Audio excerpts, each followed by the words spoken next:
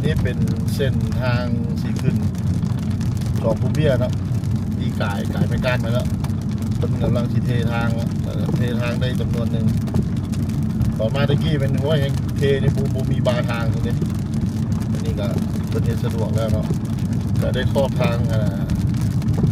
ผู้รับผิดชอบก็คือบริษัทเป็นเรียบร้อยแล้วเนาะให้เข้าไปประสานสมทบกับไอ้น้องยูเทิร์นกูเติมแต่ว่าวันนี้ก็คนกระทบก็ลองเบิ่งว่าครับพวกทีมงานพวกเขาสิขึ้นไปได้สำใดเนาะได้สำใดก็เอาสำนั้นเนาะเบิ่งต่อไปเดี๋ยวนี้กำลังขึ้นชอบเลย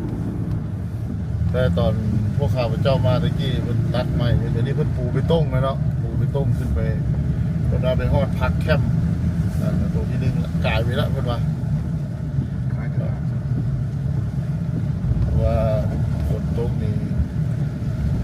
หมอกเต็มเลยเนาะแนวบางนึงลมโบเห็นเลยตรงนี้โอ้น้ำตัก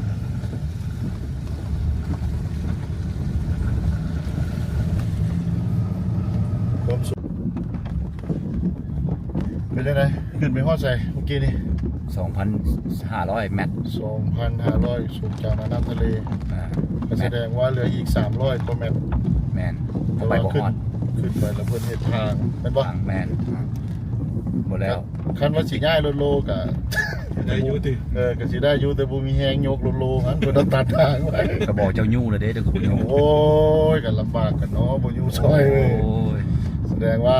ยังสิได้มาอีกเทื่อนึงแม่นบ่นี่จังได๋กันโอ้คิดว่าเฮามาสุดหน้านี่เดือน11นี่ นอนแล้วเนาะ นอนหมดแล้วแต่ว่าเส้นทางคิดว่าทางคอนกรีตนี่ครับไปตรงนี่สิแล้วเลยล่ะไปฮอดจุดชมวิวเสียดายอยู่เนาะ แมน ก็โอเคบ่เป็นหยังได้ขึ้นมาอันนั้น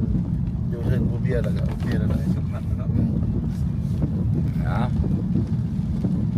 สร้างงามๆเจ้าเบิ่งน้ำหมอกไหลไหมอยู่ถึงภูน้ำหมอกไหลเด้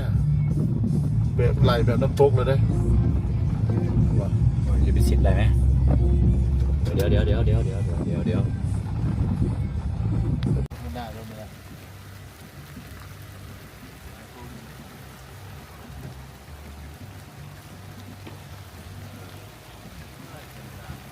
นี่น้ำหมอกไหลทั้งหน้านี่เห็นป่ะ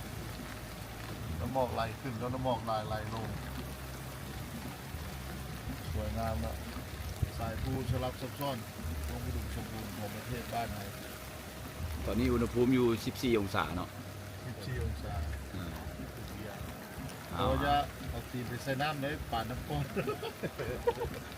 ลงภูกันวันนี้ลงภู โอ้